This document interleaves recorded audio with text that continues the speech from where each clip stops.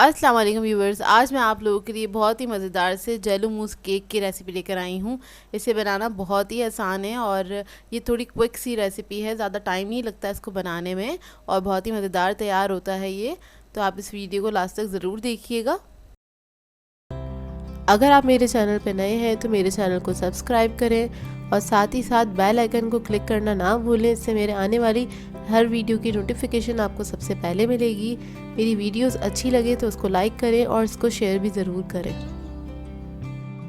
तो चलिए आइए वीडियो स्टार्ट करते हैं। तो इसके लिए मैंने लिए हैं 3 अदद अंडे रूम टेम्परेचर पे होने चाहिए। इसके अंदर मैं ऐड कर दूंगी पिसी हुई चीनी आधा कप के बराबर और इसको हमें बीट कर लेना है अच्छी तरीके से। तकरीबन 3 से 4 मिनट लगेंगे जब तक ये अच्छा सा फ्लफ़ी नहीं हो जाता और साइज़ में डबल नहीं हो जाता। तो ये देखिए बीट हो गया है ये। अब इसके अंदर हम ऐड करेंगे vanilla essence half tea spoon के बराबर और ये ऐड करने के बाद इसको हम मिक्स कर लेंगे अच्छी तरीके से। बस हल्का सा ही इसको मिक्स करना है, चंद सेकंड के लिए, बहुत ज़्यादा नहीं इसको मिक्स करना। तो देखिए बस ये मिक्स हो गया अच्छी तरीके से। अब इसके हम ये ब्लेड्स हटा देंगे, हमारी बीटिंग का काम ख़त्म हो गया है। और इसके बाद हम इसके अंदर ऐड करेंगे baking powder half tea spoon के बराबर और फिर मैं इसमें ऐड करूँगी मैदा। तो मैदा मैंने लिया है 3/4 कप के बराबर। आधा ऐड करेंगे अभी इसके अंदर और इसको हम फ़ोल्ड कर लेंगे अच्छी तरीके से। हल्के हाथ से फ़ोल्ड कीजिएगा, ज़्यादा तेज़ स्पीड से फ़ोल्ड करेंगे अगर इसको तो इसके जितने भी फॉर्म्स हैं वो सारे बैठ जाएंगे और आपका केक अच्छा नहीं बनेगा। तो देखिए मिक्स हो गया। अब जो दूसरा बचा था वो सारा मैं इसके अंदर ऐड कर दूँगी और इसको मिक्स कर लूँगी अच्छी तरीके से। इसी तरह से आपने बस फ़ोल्ड कर लेना है और जब ये फ़ोल्ड हो जाएगा तो इसके अंदर हम ऐड करेंगे ऑयल 1/4 कप के बराबर। बटर भी ऐड कर सकते हैं आप लोग चाहें तो। और इसको हल्के हाथ से आपने बस फ़ोल्ड करना है अच्छी तरीके से। और ओवन मैंने प्रीहीट करने के लिए रख दिया था 10 मिनट पहले ही 180 डिग्री पे। और ये मैंने डिश ले ली है, 8x8 की डिश है ये, इसको मैंने ग्रीस कर लिया था।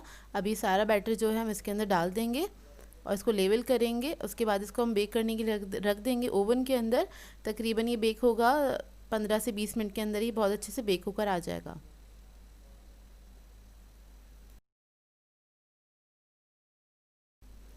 जब तक हमारा केक बेक हो रहा है तो हम जेली पका लेते हैं। तो जेली के लिए मैंने लिया है 1 कप पानी और इसको मैंने इस सॉस पैन में ऐड कर दिया है, फ्राइंग पैन में ऐड कर दिया है। और 1 पैकेट हम जेली का ऐड कर देंगे। इसके अंदर ग्रीन कलर की जेली मैं यूज़ कर रही हूँ। मैं इधर बना रही हूँ बनाना फ्लेवर। आप लोग चाहें कोई भी फ्लेवर बना सकते हैं, मेथड सेम रहेगा। कोई सा भी आप फ्रूट का फ्लेवर ले सकते हैं। तो जेली मेरी पक गई है, बस इसको हमने निकाल लेना है एक बाउल में और इसको हम रख देंगे ठंडा होने के लिए। और ये हमारा केक जो है बेक होकर आ गया, इसको ठंडा कर लेंगे हम। तो देखिए हमारी जेली भी ठंडी हो गई है और हमें चाहिए सेमी सॉलिड जेली चाहिए, थोड़ी सी सॉफ्ट होनी चाहिए, बिल्कुल अच्छे से जमी हुई नहीं चाहिए जेली। मतलब मुश्किल से मैंने इसको 10 मिनट के लिए रखा था फ्रिज में और निकाल लिया है। अब इसके बाद हमें चाहिए होगी क्रीम मैंने व्हिप्ड कर ली थी, 1 कप क्रीम ली थी और उसको मैंने व्हिप्ड कर लिया था अच्छी तरीके से। अब सारी जेली हम इसके अंदर ऐड कर देंगे और इसको हम व्हिप्ड कर लेंगे अच्छी तरीके से। इतने अच्छे से वेप्ट करना है आपने कि जेली के जितने भी पार्टिकल्स हैं वो नज़र ना आए और ये बहुत अच्छे से वेप्ट हो जाए। मुश्किल से 2 मिनट लगेंगे इसको वेप्ट होने में, ज़्यादा टाइम नहीं लगेगा। तो ये हमारा जो मूस है ये तैयार हो जाएगा। बहुत ही मज़ेदार बनता है और ये बहुत शॉर्ट तरीका है मूस तैयार करने का। तो देखिए ये रेडी हो गया है। अब हम अपना केक ले लेंगे जो कि ठंडा हो गया है और इसके अंदर इसको हम सोक करेंगे। तो मैंने इधर दूध लिया है और 1 कप दूध लिया है। अगर आप लोग चाहें तो दूध को मीठा भी कर सकते हैं चीनी वगैरह ऐड करके, लेकिन मैंने सादा दूध लिया है। अभी जो हमने मूस बनाया था इसकी लेयर लगाएंगे इसके ऊपर, एक इवन सी लेयर लगा दीजिएगा।